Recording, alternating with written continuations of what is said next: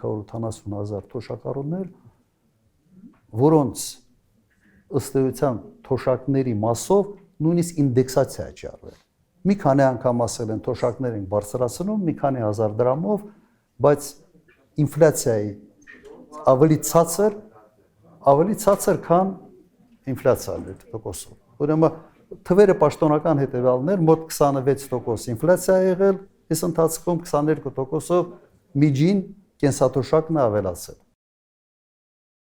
Հիմա նայեք, հարց ինչի մեջ է, երբ որ դու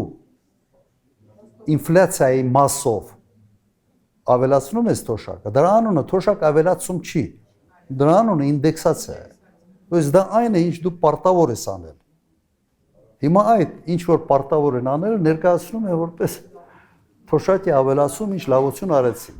Եվ եթե դուք համեմատեք այդ նույն ընթացքում, քանի տոկոսով է աճել